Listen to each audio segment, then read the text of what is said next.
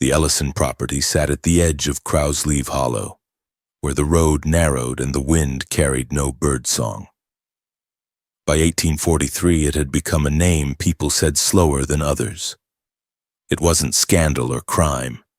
It was subtraction. No children in a house that bore the signs of many. No laughter behind windows curtained with thick linen. Just a slow parade of pregnancies that ended in silence. Mercy Ellison, pale and clean and distant, was seen twice a year in the general store, once in spring and once in fall, and always unmistakably with child. But no cradle ever rocked on their porch. No cries echoed from the upstairs window. And the fence gate that circled their land hadn't opened in almost 6 years. That year the census takers came in pairs. Mr. Harlow and Mr. Reed, both from the eastern counties, arrived with neat ledgers and 3 sharpened pencils. They'd been warned by locals to be patient with the Ellisons and not to take offense if no one came out.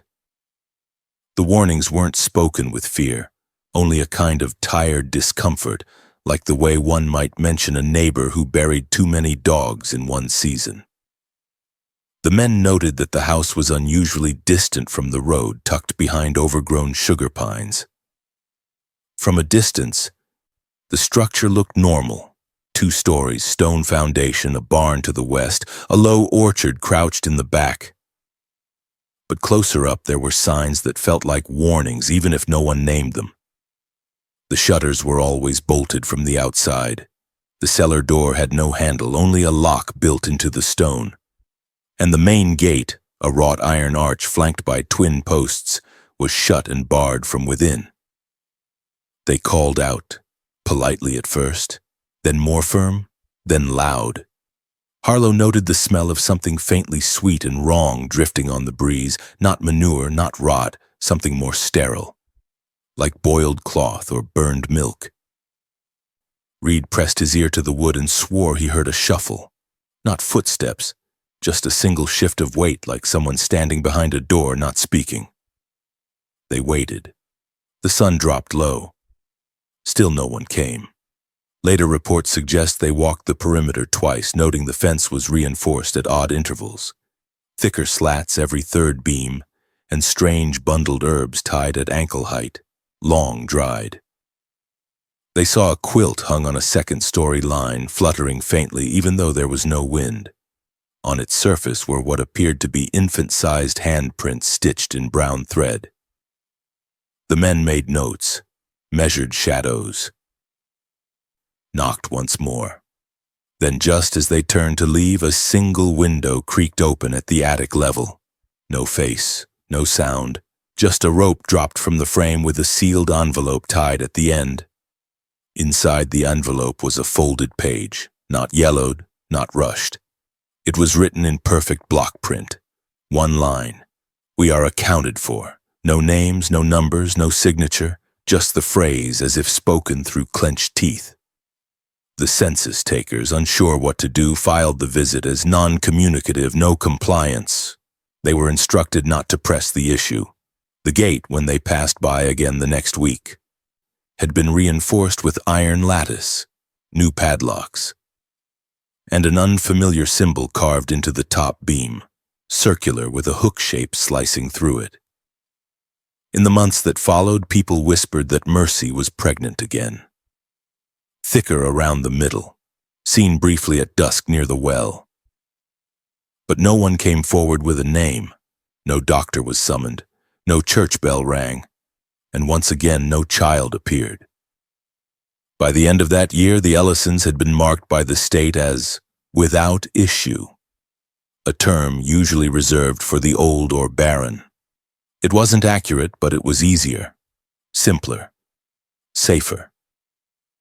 Years later, when investigators returned, they would recall that gate as the first clue, not because it was locked, but because it stayed locked, even when the wind came hard from the hills, even when the land around it twisted with rot and rain.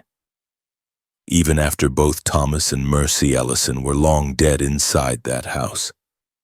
Something had kept it closed, not just bolts, not just fear, but purpose. The kind of purpose that comes with ritual, with rules, and with the belief that if one door opens, something else must be buried in its place. Marla Keene had delivered over 200 babies in 3 counties. She rode with a small satchel of dried herbs, a folded birthing cloth, and a prayer nailed to the inside flap that had yellowed and curled with the years. Her reputation was one of calm hands and soft speech, the kind of woman mothers begged for when labor turned to agony. She rarely took notes, never asked more than she needed, and traveled alone without fear. When she agreed to see Mercy Ellison, it was not out of obligation. It was curiosity. Mercy had sent a letter folded in twine, no address, just a drawn map and one line. The pain has started, come before nightfall. It was dated 3 days before Marla received it. She arrived late in the afternoon, her horse reluctant near the Ellison fence line. The gate was already ajar this time. No welcome, no sound, just the swing of the wind against the post. She tethered the horse under a pine tree and walked the path toward the house, noting the unnatural stillness of the place. She would later write that the orchard had no smell, no rot, no fruit, no bees. The barn door hung open but revealed no animals, no tools, as if it was a stage set left behind. The house itself, 2 stories and old stone, gave no sign of life except for a faint light flickering behind a warped curtain on the upper floor. The door opened before she knocked. Mercy stood in the entryway, swollen with late pregnancy. Her eyes red but dry, her hands oddly clean. She said nothing, just turned and walked back into the house. Marla followed. She would later write that the floors felt hollow beneath her steps, as if something had been dug out beneath them. The air was wrong, clean in places, but layered with the scent of boiled iron and lavender that had gone sharp with age. No one else was seen. No sign of Thomas Ellison. No servants, no animals, no sound. Mercy lay back on a makeshift cot in a room with no windows. There were candles, but they burned without scent or wax drip. The walls were hung with quilts, all identical, white with a single black spiral sewn into the center. When Marla asked how long the labor had lasted, Mercy only said, "It happens faster if the air stays still." She didn't scream. She didn't breathe hard. She pushed in total silence. The child was born shortly after dusk, a boy, quiet, skin pale but warm. His eyes opened too soon, and Marla wrote that they didn't blink. She had helped deliver malformed infants before, stillborns, breechlings. But this one looked whole, too whole, like nothing in him had grown separately. No bruising, no softness, no disorientation. He never cried, just stared. She tried to wrap him, but Mercy took him first and whispered something not in English. The sound of it made Marla's tongue tighten. When she turned to clean her hands, she noticed something wrong with the mirror on the far wall. Her reflection didn't move when she did. She froze. Looked again. The reflection of the baby was missing entirely. Just Mercy seated, cradling nothing. When she turned back, the child was gone from Mercy's arms. No sound, no cloth, no blood. Just a small indent on Mercy's belly where the infant had rested. The windowless room felt suddenly smaller. The candles burned lower, but the flames grew taller. Mercy closed her eyes and said, "Now the name must be removed." Marla fled, down the hall, through the entryway, past the quilts. But the front door had changed. It was no longer wood, but something gray and flat with no handle. She backed into a corner, breath tearing from her chest, and in that moment, she said later, she saw him. Not the child, the father, Thomas Ellison, standing at the top of the stairs. His face was blank, but his mouth was bleeding. He held something in his hand, what looked like a baby tooth still red at the root. She never made it out. 3 years later, a well digger named Saul Tucker found a sealed clay jar wedged in the roots of a dried creek bed beneath the Ellison fence line. Inside was a sodden journal, water-warped but legible. Its final page was written in rushed, jagged lines. It read, "The baby was not a baby. The mother was not a mother. The floor bent when he opened his eyes. I want to rip my eyes out so I never see again. I want to sew them shut with ash. I want to unknow the shape of that child." Her body was never found, only the journal, and the last handprint on the back cover pressed in dried breast milk and blood, smaller than a child's but wider than an adult's. The kind of print that doesn't smudge, the kind that waits. Thomas Ellison arrived in Crowsleaf Hollow in the spring of 1838 with no papers, no luggage, and no accent. He bought the Ellison farm, then abandoned for 8 years with coin, not credit, and signed the deed with a hand that trembled once, then steadied. When asked where he came from, he said New York, but never clarified if he meant the city or the state. No one pressed. He didn't wear city clothes, didn't speak with that clipped, hurried tone the northern merchants had. He was quiet, slow-moving, polite. But the longer he stayed, the less he seemed to belong anywhere. And the more people talked about the way he spoke. His speech wasn't strange because of what he said. It was how. Each sentence felt too even, like it had been practiced. He paused in the same places, answered different questions with the same words. He'd say, "It's in the Lord's timing," whether someone asked about weather, illness, or corn prices. Sometimes his sentences looped back on themselves, ending the same way they began. He never asked follow-up questions, he never laughed. When he listened, he nodded before people finished speaking as if already rehearsing the next line. Some thought it was shyness. Others thought it was something else. He refused church, not angrily, just calmly. He told the visiting reverend that his worship was inward and full. He never elaborated. He lived clean, kept his property immaculate, but didn't hire help. On the rare occasion he accepted visitors, he asked them to leave their shoes by the orchard fence, never near the door.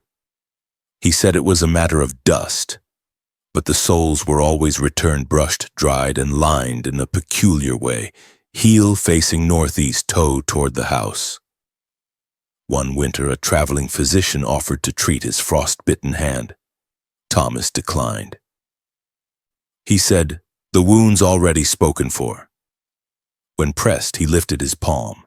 3 fingers had blackened tips, but the skin around them was marked with faint geometric etchings, like lines drawn with heated wire. No one saw him use that hand for the rest of the season, yet his firewood remained chopped, his field turned, his walls scrubbed. Some suspected he hired someone in secret, others didn't want to know. In town, he rarely spoke unless prompted. But when he did, it was always in full, measured paragraphs. Not casual words, not fragments, just structured, clean thoughts, like something recited from memory. No one ever heard him speak in anger, or joy, or loss. When Mercy first came to town with him, arm hooked around his, people noticed the same pattern in her speech, gentle, flat, balanced, as though the rhythm of his voice had become hers. The real unease began when people tried to trace his name. No Ellison family in New York matched his age, appearance, or background. No army enlistment, no apprenticeship. The land office confirmed his coin was legitimate, but the dates were wrong. The mint mark on his silver suggested issuance 5 years after he claimed to have arrived. He wore no wedding ring but referred to Mercy as bound and kept. He told a school official once that the name Ellison was not his by birth but inherited through declaration. The official didn't know what that meant, and neither did anyone else. In one chilling account, a peddler swore he saw Thomas speaking to a mirror on the wall of the general store after hours. not looking into it, speaking to it like it was listening. The mirror was later removed after two separate customers claimed their reflections had mouths that didn't match their own. When Thomas was asked about it, he simply said, "Not all reflections are given. Some are taken." And then, perhaps most disturbing of all, was his refusal to be photographed. When cameras came through the region in 1841, he declined with a smile and said, "I already exist in enough places." That was the last year he appeared in any official registry. After that, only Mercy signed the ledgers. Only Mercy collected supplies. Only Mercy answered the census. Thomas Ellison was still seen on the property, tending the orchard, feeding the fire. But when he turned, his mouth no longer moved when he spoke, and yet the words still came. The Ellison house had been raised fast, too fast, and no one remembered seeing the plans. In 1839, just months after Thomas Ellison claimed the land, 5 neighbors were hired to help erect the upper floor and hoist the beam that would serve as the spine of the second story. They remembered the work as strange, not difficult but silent. No music, no lunch break, no laughter. Just Mercy watching from the edge of the orchard, her hands always hidden in a clean apron, and Thomas handing each nail with such precision that even seasoned builders said it made their skin crawl. They left before dusk, their pay exact, the goodbye stiff. None returned. Later, when one of the men's sons fell ill and Thomas offered shelter during a flood, 3 of them stepped into the house again, for the last time. What they described never made it to any official report, but years later, one of them, half drunk and trembling, tried to put words to it. He said the Ellison house felt bigger inside than outside, not in a metaphorical way. He meant it physically. He remembered walking through the front door, taking 6 steps to the hallway, but needing 11 to get back out. He remembered a room on the second floor that had 5 walls but only 4 corners. One corner vanished when you looked straight at it, only visible through the reflection in the brass of a doorknob. Only then. Only once. There was the nursery, too. No child had ever been seen in it, but it had been painted over 4 times in 6 years. Pale green first, then white, then bone, then black, each coat still faintly visible beneath the other like rings in a tree. The window in that room never opened, and no curtain ever stayed on its rod. The floorboards creaked in reverse, no sound when stepped on, only when stepped away from. And always the faint scent of dried milk, even after Thomas had scrubbed the place with lye. One visitor swore the dining room shifted size depending on who stood in it. Alone it was tight and square, with company the shadows stretched. The chandelier tilted even when the chain was still. Salt was kept in a locked drawer, and the fireplace had no flue, just a dark, cold cavity that inhaled ash and gave nothing back. Perhaps the most unsettling room was the one no one had been allowed to enter, the one behind the red door. It was bolted from the outside, heavy with a crossbeam so thick it took 2 men to lift it when Thomas wasn't home. The door itself was smooth, no grain, painted in a red so deep it looked almost black in candlelight. Above the handle, etched into the wood, was a single crude symbol, a circle with 3 vertical lines beneath it like dripping teeth. One of the neighbors had once managed to peek through the door's side crack when Mercy was upstairs and Thomas tending to the field. He saw nothing, no light, no floor. Just a space that looked like it went down instead of across. He swore he heard something breathing, not fast, not menacing, just steady, like the rhythm of something being fed and kept alive. They spoke little of it after. The men who had entered refused return visits. 2 moved counties, 1 left the trade entirely. Years later, when the house was opened after Thomas and Mercy's deaths, a few brave souls tried to sketch a rough blueprint. None of them matched. Some had 7 rooms, others 10. Some placed the staircase in opposite corners. Some remembered a cellar. Others said there was none, but the red door appeared on every drawing. And always in the same place, center of the 2nd floor, facing east with nothing behind it but a wall that felt warmer than the rest, as if it wasn't keeping something in, but keeping something from remembering how to come out. It was in the coldest week of January when the chimney sweep was sent. The Ellisons hadn't requested him, they never did. But after a fire threatened the neighboring farm, town officials ordered routine inspections of every hearth in the hollow. Thomas didn't answer the door at first. It was Mercy who appeared, pale as ash and thinner than anyone remembered. She gave no greeting, just moved aside.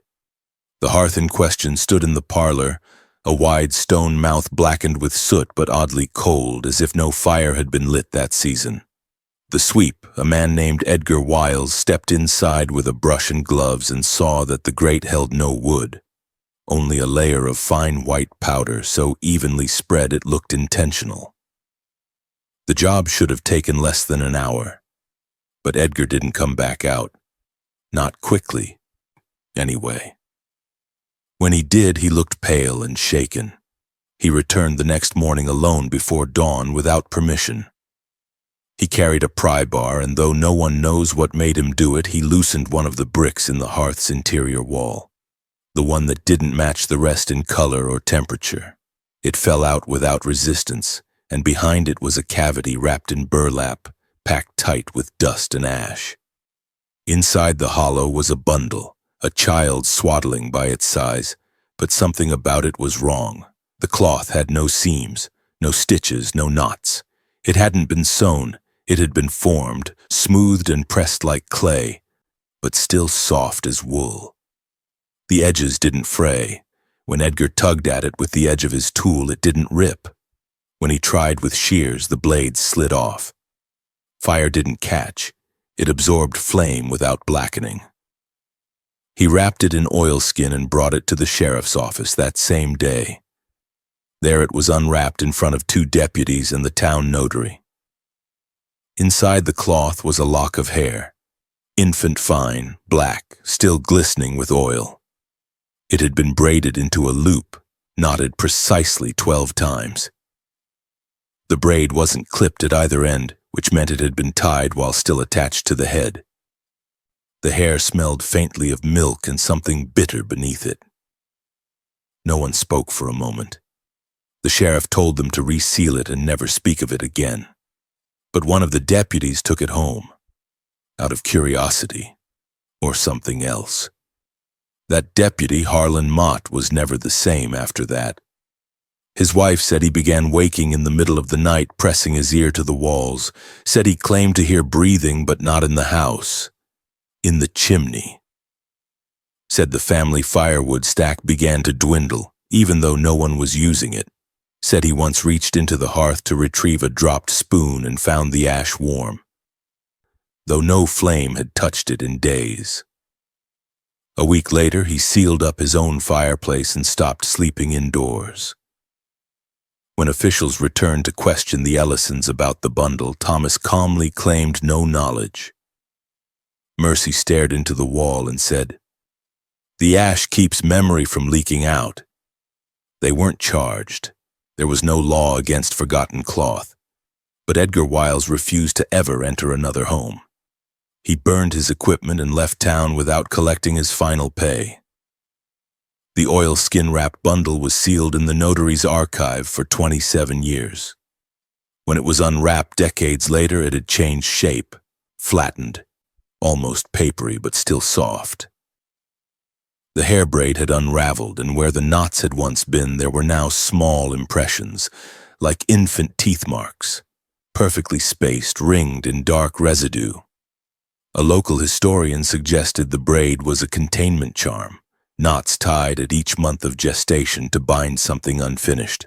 Others disagreed. They said the braid wasn't meant to bind but to feed. 12 knots, 12 attempts. None survived past dawn, and the cloth, It wasn't swaddling, they said. It was skin pressed thin and folded to hide what couldn't be buried. A hide not made from any animal nor any child that ever drew breath. The hearth has since been sealed with iron. But those who walk past the Ellison house in deep winter say the chimney still releases smoke on windless nights. And sometimes when the wind does come, it carries with it a faint scent of singed milk and something else, something like blood that dried too clean. The rains that spring were heavier than most. Mud pooled ankle-deep along fence lines, and the Ellison hog shed, unused by then for nearly a year, began to lean. When a hog died on a neighboring farm and signs of hoof blight spread, county officials sent livestock inspectors from Greenville to perform a sweep of all bordering properties. Most homes complied without question. Thomas Ellison did not. He barred the barn doors and cited personal illness, though no doctor had been called and no symptoms were seen. When the inspector, a lean man named Willard Griggs, arrived on horseback, Thomas stood without hat or coat in the rain and said only, "It's not the pigs you need to worry about," then turned and walked inside. Griggs waited an hour. When no further resistance came, he made the report and entered the hog shed alone. The space was smaller than expected. No animals, no bedding, just cracked boards and the smell of dried blood made strange by time. The floor gave slightly beneath his boots, and when he tapped the edge of his rake against the far wall, the sound echoed, sharper than wood should carry. Curious, he tested one board near the back, pried it upward, and saw not mud beneath but a hollow cavity dry as bone. He removed 3 more boards before the full shape revealed itself, a pit, square and clean-edged, perhaps 6 feet deep. And in it, stacked like lumber, were crib frames. Not just 1 or 2, dozens. No mattresses, no cloth, no nails, just the wood, smooth, unfinished, shaped by hand. Each crib had 4 sides but no bottom slats, as if the purpose wasn't to contain, but to frame something that didn't rest. Carved into the top rail of each was a name. Never a full one. Just a first name, chiseled deep, followed by a date and a small symbol no one recognized. Somewhere between a loop and a claw, repeated again and again in slight variations. The earliest date was 1839, the latest, 1851. None of the names were listed in any local registry. Griggs took down the information, sketched a few of the carvings, then reached for one frame to lift it free. As he did, a cloud of dried dust burst from the space between slats, coating his gloves with a yellow-gray powder that smelled faintly of milk and rot. Beneath the frame, pressed into the packed dirt, were shallow impressions. 4 parallel grooves the size and spacing of infant limbs, repeated again and again, perfectly aligned, as if something had been placed in each crib and then removed, or never allowed to move at all. He reported the findings that same day. County records were notified. The site was photographed. But before further inspection could occur, a fire broke out that night, not in the house, but in the shed. Neighbors spotted the smoke around midnight, but by the time they reached the property, the shed was gone, burned clean to the foundation. No footprints, no tools. And no rain that evening to explain how fire had taken so fast to a sodden building. When questioned, Thomas said only, "It had finished its purpose." Mercy said nothing. She stood by the porch holding a rusted pail filled with ashes, and when one deputy asked what she was doing, she replied, "Returning names to silence." Her fingers were black with soot, her apron damp, but she never stepped aside. The pit was excavated 2 days later. Nothing remained. No frames, no carvings. Just hard-packed earth and a single iron nail, cold to the touch, though the soil around it steamed when turned. That nail, investigators noted, was smooth on all sides but one. On that face, pressed in heat or acid, was a word written backwards: undone. They never proved anything. No children had been reported missing. No bones were found. But after that season, state law quietly shifted.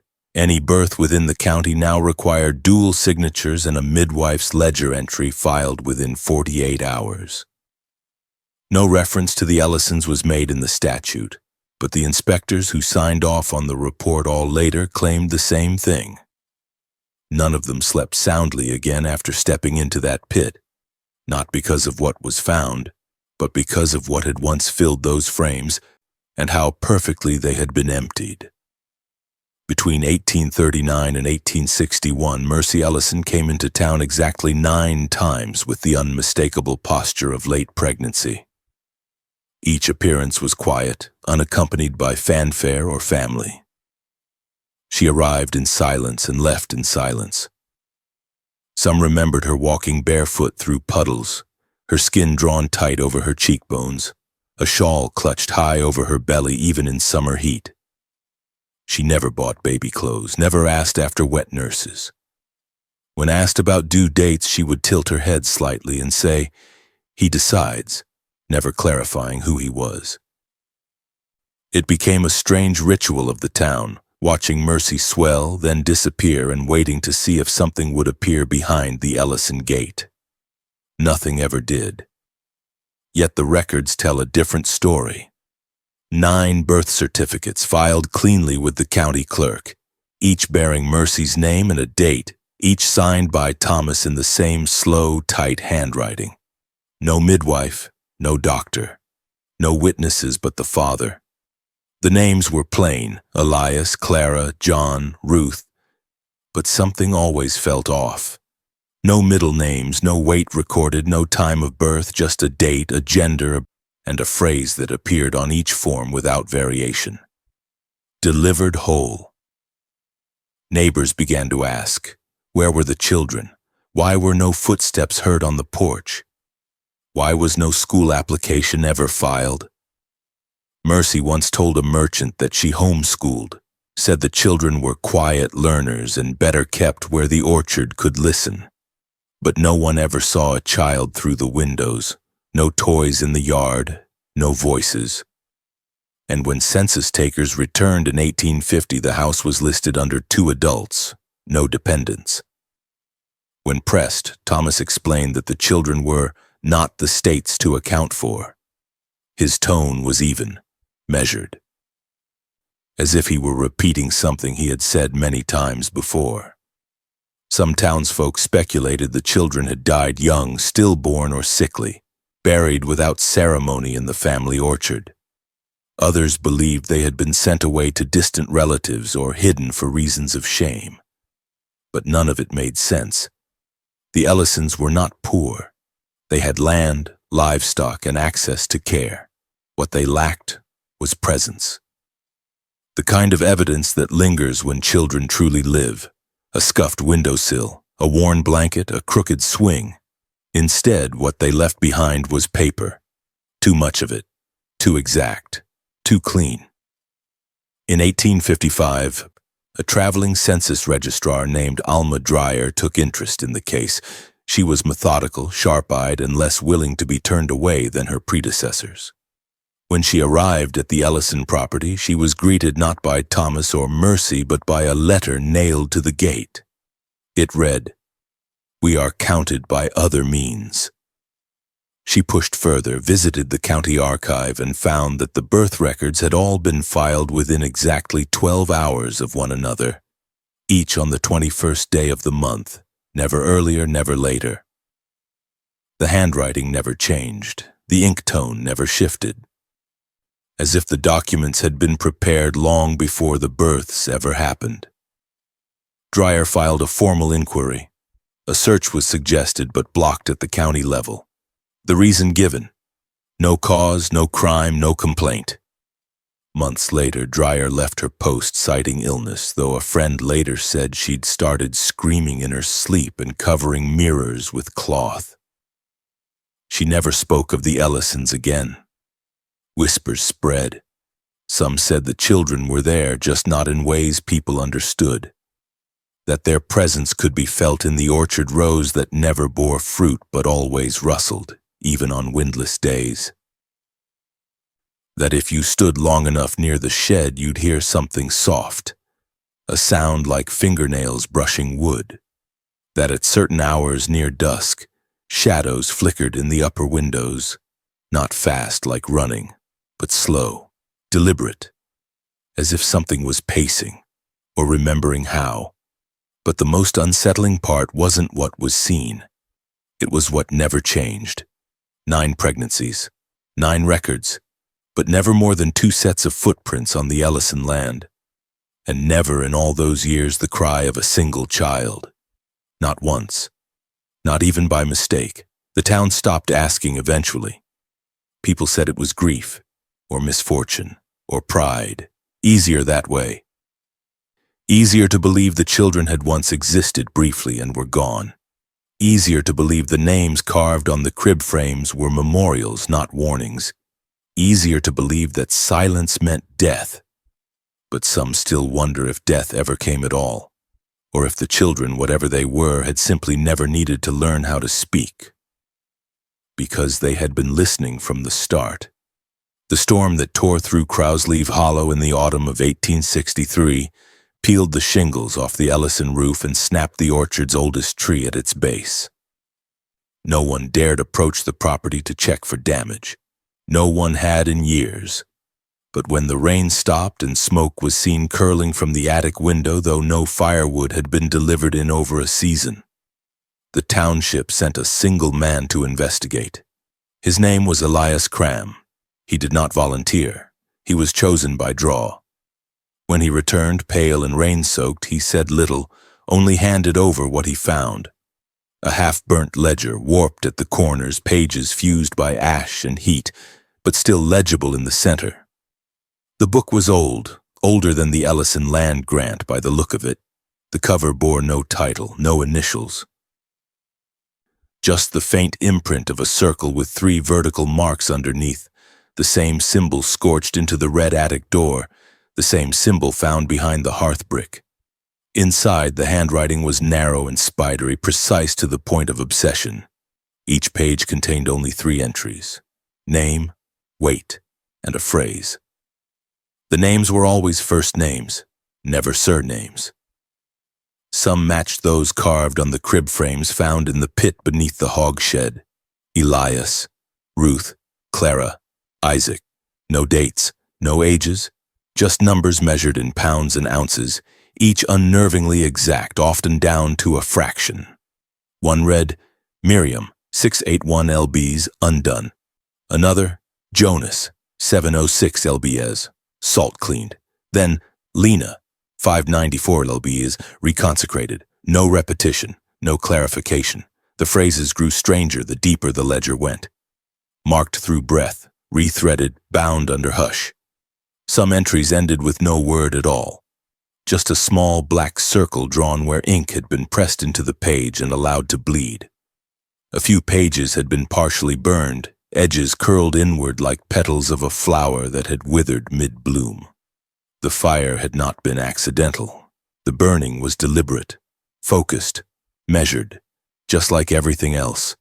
Investigators tried to decipher the meanings. Undone might suggest stillbirth. Marked perhaps meant baptized or cursed. Salt cleaned disturbed them most. It was a phrase not found in any medical or religious text, yet it appeared repeatedly. And always on entries where the weight was low, as if the smaller ones had to be treated, preserved, or perhaps erased.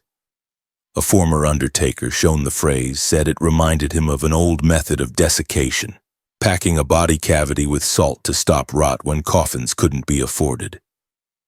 But these children hadn't been buried, and there were no coffins. Further down, the phrases stopped resembling language at all. One entry read, Esther, 652 lbs, andut. Another, Caleb, 740 lbs, made hollow by return. What return meant no one could guess, But one investigator noted privately that the spacing of names suggested they hadn't all been recorded after birth. Some were written weeks apart, some months, and one toward the end of the ledger appeared twice. Emmett, 666 lbs, reconsecrated. Then 23 pages later, Emmett, 662 lbs, reverted. The ledger was studied, logged, and finally sealed in the county archive. But before it was locked away, the clerk handling its final entry took one last glance at the inside cover. Scrawled there, faint but deliberate, were 3 final lines in a different hand, one messier, hurried, as if written in heat or panic. They are not children, they are vessels, measured for holding. The ones that leak are undone. The clerk requested transfer to another county that same week.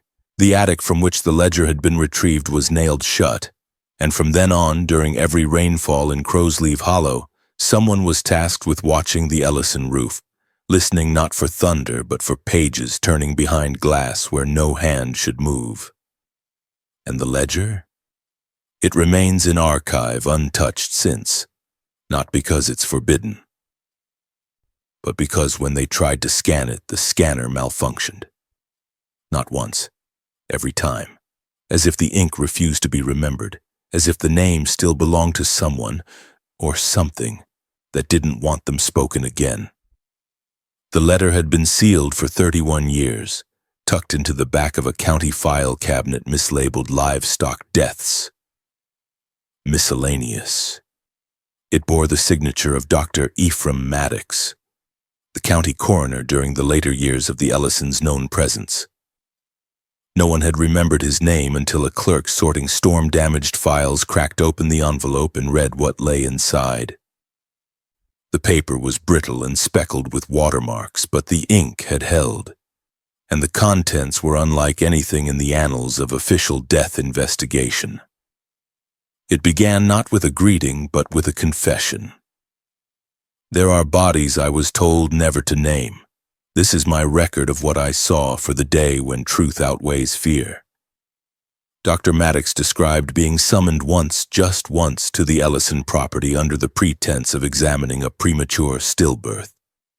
He was not permitted to bring an assistant. He was met by Thomas at the edge of the orchard. No words were exchanged, just a gesture toward the barn, where a wooden table had been laid with what Maddox at first thought was a small bundle of rags. But it was a body, a child's, not bloody, not torn, just still and silent and almost warm. At first glance, the child seemed untouched. No bruising, no swelling, no skin broken. But the deeper Maddox looked, the more impossible the details became. The lips were pale, but the tongue was dry and cracked, as though the body had been drained. A lancet prick at the heel where he expected post-mortem pooling revealed nothing. No blood, not a drop. The major arteries felt stiff but not collapsed. The chest cavity, when pressed, was firm, not bloated, but packed. He checked the eyes. One was missing, not gouged, just absent. The lid closed smoothly over a socket that had never held anything at all. He made a single incision at the base of the rib cage and recoiled. Inside, the organs had been removed, all of them. Lungs, heart, liver, gone. But there were no surgical cuts, no internal bleeding. It was as if the organs had been drawn out without ever breaking the skin. In their place was something granular and pale. He touched it. Salt, cold, fine, and clumped in places like it had absorbed moisture that was no longer there. Then came the face. Maddox gently lifted the child's head to examine the nasal passage, expecting the crusted blood typical in suffocation cases. What he found was far worse. The nostrils had been widened, not torn but stretched, unnaturally symmetrical, with the inner walls coated in packed salt, ground so fine it left a chalky ring around the nose and upper lip. Behind the nasal cavity, the sinus passage had been cored out entirely. A hole the width of a small spoon had been created at the base of the skull, just beneath the cranial ridge, again without any visible trauma to the overlying skin. The face was almost featureless. No eyebrows, no lashes. Lips faded to the tone of the surrounding flesh. The cheeks had sunken, but not in death, in erasure, as if the act of removal had not just taken life but identity. Maddox wrote that he confronted Thomas with trembling hands, asked what had been done. Thomas simply said, "There are forms that must be emptied to receive." When pressed further, he added, "The vessel only matters until it opens." Mercy was never seen during the examination, but the coroner reported hearing a faint sound above him as he left the barn. A long, low tone, neither cry nor chant, something between breath and note. It continued for 13 seconds, then stopped. Maddox returned to town and filed no report. He never spoke of the incident until he wrote the letter, decades later, when he sensed his memory slipping and feared the truth would die with him. He included one final detail in the closing paragraph. The salt wasn't ordinary. It hissed when touched to water. It clung to my gloves long after I washed them. My fingernails grew brittle that winter, and I could not hold a spoon without shaking. He ended the letter with 5 words. I was not supposed to see. The letter, though verified, was never released to the public. It was quietly placed in the restricted archive under lock. But those who read it never forgot, because it proved finally that the Ellison children hadn't simply vanished. They had been taken apart piece by precise piece in a method so unspoken it left behind no language, only residue, only weight, only salt that clung to flesh like a memory the earth refused to bury. It happened quietly, no storm, no blood, no final cry. In late autumn of 1865, smoke stopped rising from the Ellison chimney. No one fetched water from the spring, no shadow crossed the upstairs window. For 3 full days the house stood still, and by the 4th the orchard crows had returned, something they hadn't done in years. The town took it as a sign. A handful of men led by Elias Cram and the blacksmith's son walked the long road to the Ellison property. They brought no sheriff, no priest, just a crowbar, a bolt cutter, and a hammer. No one said the words aloud, but they all knew what they were there to do. The red door had waited 27 years. It was bolted with iron and cross-braced with oak, the hinges sealed with pitch and tiny rust-colored nails driven in a spiral pattern. No one had ever seen it opened. Mercy had once told a wandering preacher that the door stays shut so memory stays folded. She never said what was behind it. The men used the crowbar first, then the hammer. The door fought. It groaned like bone under strain. When the final beam cracked loose, the scent that slipped through was warm and wrong, sweet, sour, and faintly coppery like milk curdled in sunlight. It was not decay. It was something preserved, something waiting. Inside was a single crib. It stood in the center of the room, unpainted wood smoothed to a sheen. No dust on its rails, no sign of age. But the blanket folded across its edge was still warm to the touch, and the pillow beneath it bore the faint hollow of a weight that had just risen. The walls were bare, no window. No light except what came through the broken door. Yet somehow the shadows moved in slow spirals like breath. On the floor beneath the crib was a shape made of cloth. It was not a rug. It was not a swaddling. It was a circle of fabric stitched with infant teeth. Dozens of them arranged in loops, each ring tighter than the last. Some still bore root, others were filed flat. There were incisors, canines, and tiny molars dulled by use. The stitching thread was not thread at all. It was hair, long, black, and frayed where pulled through the enamel. At the center of the circle lay a single tooth larger than the rest, yellowed with time and marked on the crown with a symbol carved in fine lines. the same circle and drip that had appeared in the hearth, on the ledger, on the gate. The teeth were not thrown together. They were arranged with purpose. 12 rings, 31 outer points, like a calendar, like months, days, time marked not by sun or season, but by loss. One of the men knelt to touch the cloth, and the moment his finger brushed the outer ring, the room grew cold. Not a drop in temperature, but a withdrawal of warmth, like breath held by a throat that had never learned how to exhale. He pulled his hand back. So did everyone else.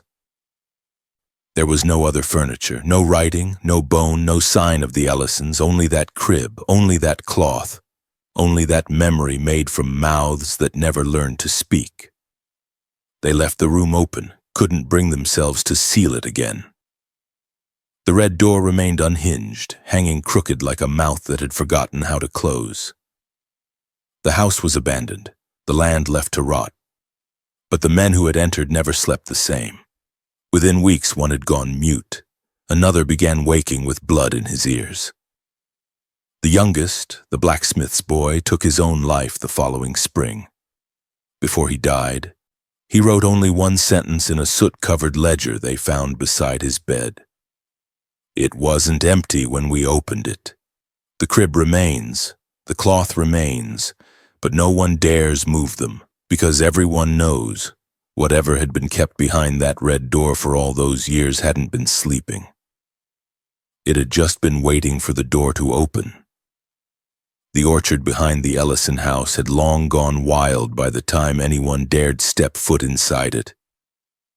What once held symmetrical rows of young plum trees had grown into a warped tangle of limbs that bent in strange directions, some twisted toward the ground, others arching into one another like arms in embrace. Nothing had bloomed there in over a decade.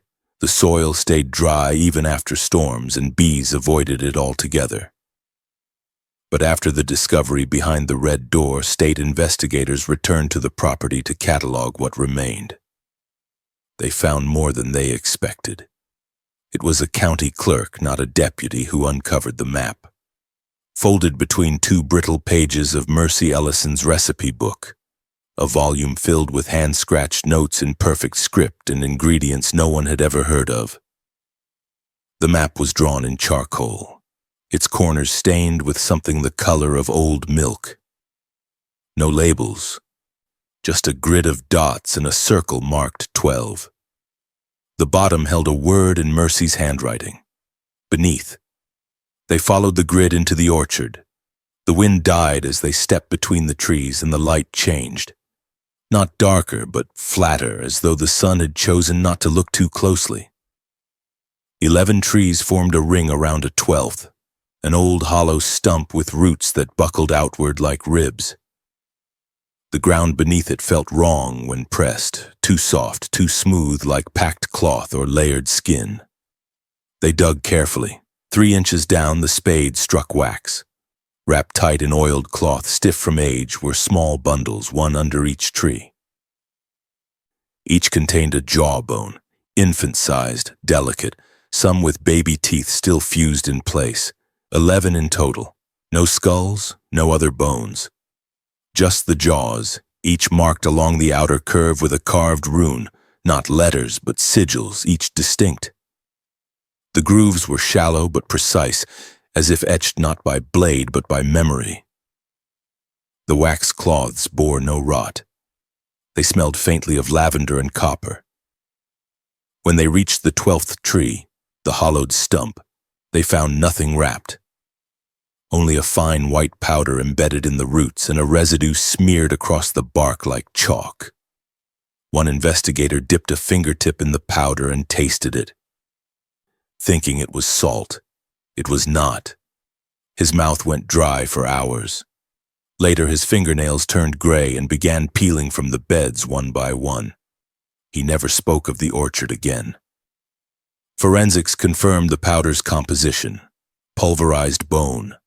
From a human jaw, the 12th, the missing one, ground down and returned to the roots.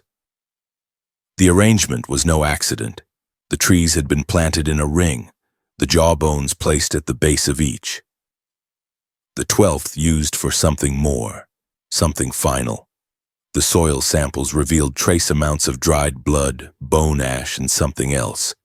Something organic yet unidentifiable. A compound never logged in medical or agricultural records. It clung to the bark like a resin, but it didn't decay. Even fire refused to burn it. A local anthropologist was brought in to consult. She said the pattern resembled old European fertility rites but inverted. "This isn't a blessing," she said. "It's a sealing, an offering for what shouldn't grow." She left before dusk and never returned. The orchard was fenced off the following month. The state issued no statement. The bones were sent for analysis, but none matched known births. No DNA could be extracted. The runes were copied, but no linguist could translate them, not from Latin, Greek, or anything older. They weren't meant to be read. They were meant to be obeyed. And then there was the final note, found scrawled on the back cover of Mercy's recipe book in a hand far less steady than the rest. The fruit was never for eating. The roots needed remembering. One must always return to bone. The page was torn before the last line, but the word return was underlined 3 times.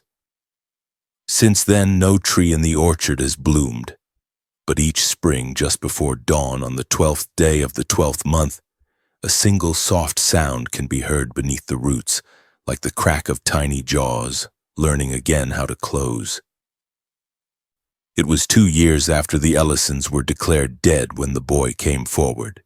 He was 8, thin as rope, and mute by choice since a fever took his sister the previous winter.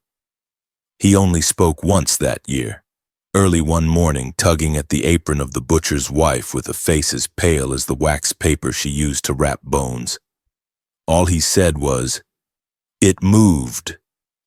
When asked what, he pointed toward the old Ellison property, more specifically behind the barn.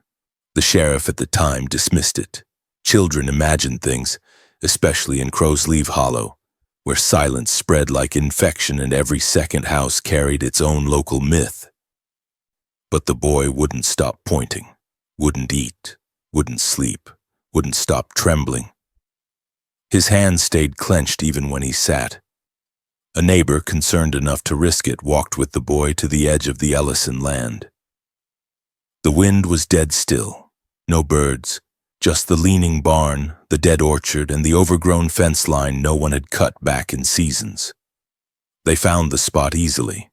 It hadn't been covered well. The soil was turned, not fresh but not yet settled. The grass was patchy, the earth sunken inward, shallow, careless, a burial but not a hidden one.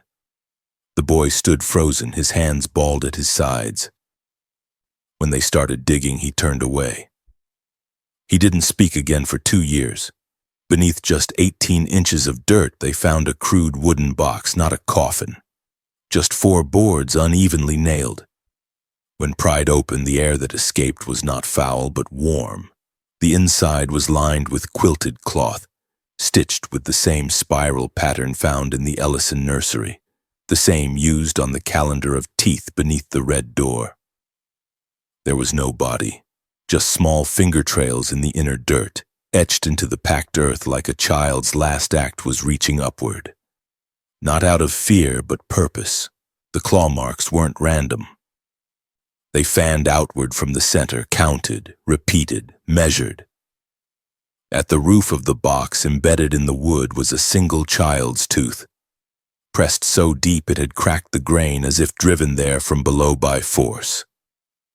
It was a canine, new, white, unworn, but when extracted it left behind more than a splintered hole. The wood beneath the tooth had been blackened, seared in a perfect ring, and under that, under the burnt shape, was a smear of something that wasn't sap, wasn't blood. Something slick, translucent, and unyielding to flame. Tests were ordered. No matches in county or state records, no child missing, no death certificate filed. But someone had buried something. Someone had laid that quilted cloth, Someone had waited for it to stop moving. A week later, another shallow spot was found, then a third, all empty, all lined in the same fabric, all with finger trails that ended just before the surface. None with a body, only one with a tooth. The town grew quiet again. The ground was left undisturbed, the barn was boarded, the orchard fenced. And the boy, he never returned to that field. He grew older but never forgot. When asked years later if he remembered what he saw, he simply nodded and said, "It blinked.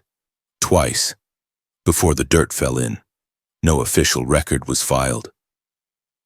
But those who stood over that grave, who touched the tooth, who felt the warmth of air rising from a box that had no child in it, they knew. Something had been buried. Something had learned to push upward. Something that had not yet decided whether it wanted to be found. By the winter of 1866, what remained of the Ellison case was reduced to folders, burnt maps, and the quiet refusal of anyone in authority to speak plainly. The investigation, long overdue and hastily assembled, arrived from the state capitol with 7 men in black coats and 1 woman who kept her gloves on even while indoors. They walked the property, photographed what was left of the house, sifted ash from beneath the red door, measured the orchard trees, and asked the townspeople questions they'd already stopped answering years ago. Every detail was strange, every finding worse than expected, but no arrests were made, no grave was marked, no law broken, at least none that could be proven, with bodies that were missing, birth records that were too perfect, and parents who had died without autopsy or kin.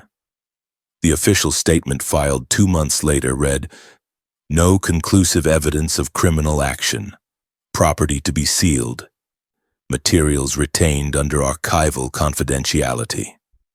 The words were neat, careful, as if written by hands that had never held what the townsfolk had touched.